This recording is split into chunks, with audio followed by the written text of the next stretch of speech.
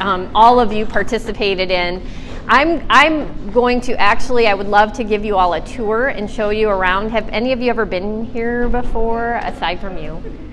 So I'd love to tell you a little bit about our history and our programs and everything like that. I'm going to just start out and tell you a little bit, and then I'll toss it to Matt, and then if you can stick around for a tour afterwards, we'd love that. So the Salvation Army actually started back in 1865 by a man named William Booth, and he was a Methodist minister at the time in London, England, and he started the Salvation Army because he was frustrated with how a lot of the poor and the hungry were treated.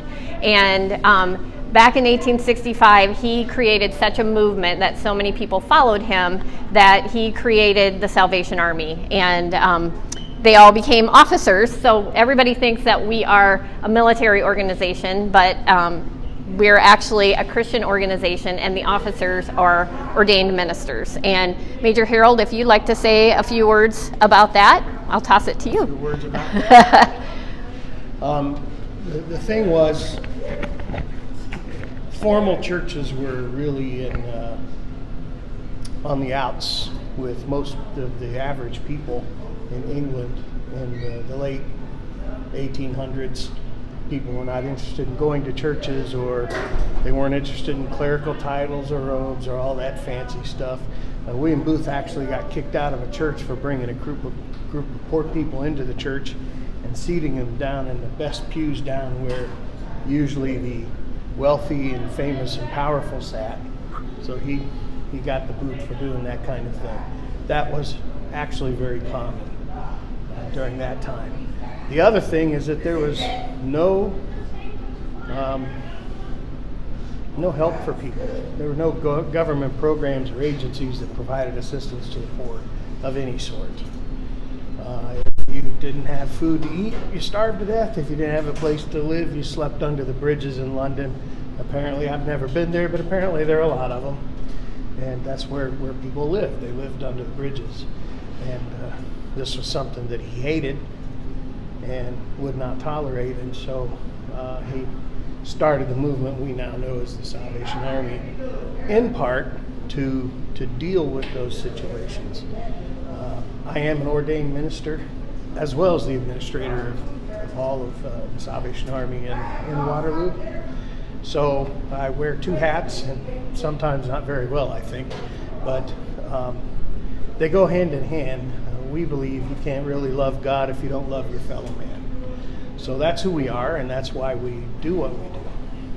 And I'm going to throw it back to you, because you were doing fine. Yes, and we've been here in Waterloo. I'm going to shut off my phone so it doesn't ring. We've been here since 1899 in this community, serving multiple generations of families, and we do those basic needs that William Booth was going for. We still have that same philosophy. It was soup, soap, and salvation. And so we provide emergency food boxes. We do a meal program Monday through Friday, every day. We also have emergency homeless shelters in the community. We have a men's shelter located behind us that has 18 beds. We have a women and children shelter across town by the YMCA that has 32 beds. Most of the time we're at capacity with a waiting list. We also have a family thrift store down the road that we take donated items from the community to help provide things at a lower cost to those that we serve, and also the proceeds from that store come back into our programs. We also have a youth program, an amazing youth program that serves about 150 youth in our community, and it's year-round. It's after school during the school year, and then it's a summer program in the summer. And again, we're here to fulfill those needs, and you guys are helping us continue those programs. We have Christmas time as our main fundraiser every year, where you see us out ringing the bell during kettle season, and not everybody has been contributing as much as back in the old days, and not everybody has change on them anymore. So those kettles seem to fall short a little bit at Christmas time. So any additional donations, because we operate these programs year round, are so beneficial to help us to continue to operate the programs and serve those that we serve. But you forgot the most exciting thing going on right now. The basketball. Basketball. Yes, we just sent out a press release that we have just started a youth varsity basketball team with the Salvation Army. It's led by our youth director. So he's a youth director and a coach now. And they have several games that are throughout Iowa that they're going to be traveling and doing. Basically between now and August, they're going to be in these games, and they've already had their first tournament and won 4-0, 4 games out of 4. So anyway, so we're excited about that too, and I can give you more information on that as well. All right, Matt, I'll toss it to you. Well, thank you. As you can see, there's a lot of great work happening here. I think it was about a year ago that Bob Foster, who is our program director on 1650 The Fan, we kind of got together and started talking about just ideas with some of the programming that we have on all of our stations. Is there more we can do in the community? I mean, obviously we have our bread and butter where we have sports and we talk to folks and make, call awareness to things. And we kind of thought of my idea based on Bob's relationship with the Salvation Army, and that's how I got to know Nikki as well, and we started talking about there's this real need not only for all the different programs that the Salvation Army does here in Waterloo and Cedar Falls, but especially the Red Kettle campaign that they have going on. So we started putting our heads together as best we could and came up with this concept where we could, one, raise money for the Salvation Army, and two, spread awareness on those different programs, especially the Red Kettle campaign.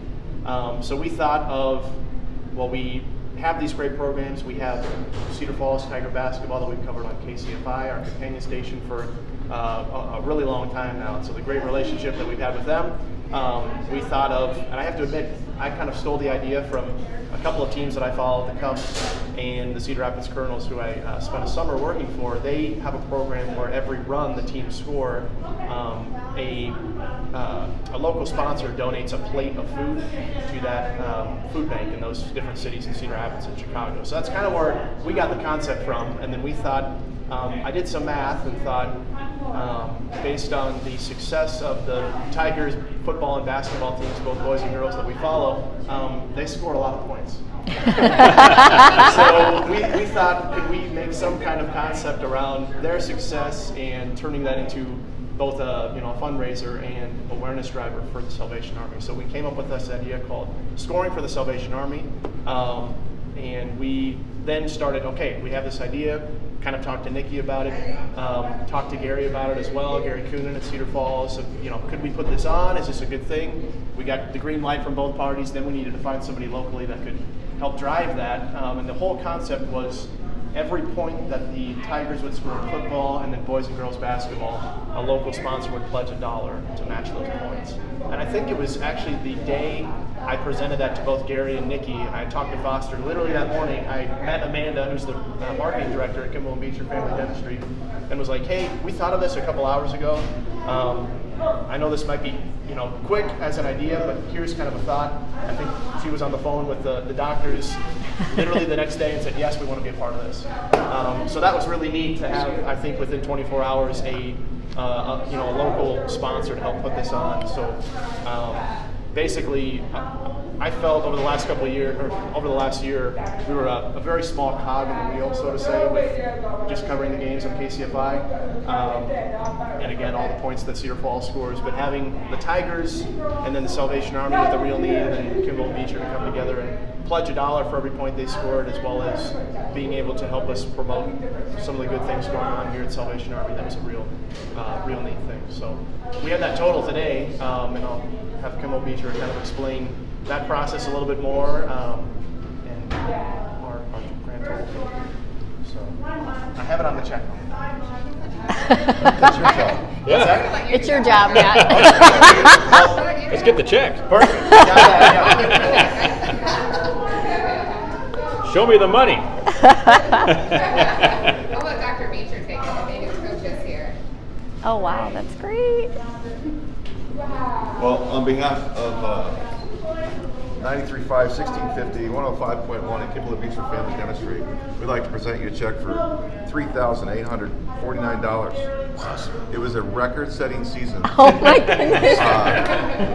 the Cedar Falls coaches behind us, they won a state championship, they went to state in girls basketball, they went to state in football. I don't know if they're going to be able to push the sled any harder than they did last year. So we're going to, I think, have to share the sponsorship and up the engagement on the sponsorship side to raise more money for you next year. But congratulations. Thank you very much. Thank you. Way to go, coaches. Way to go, Tigers. Yes.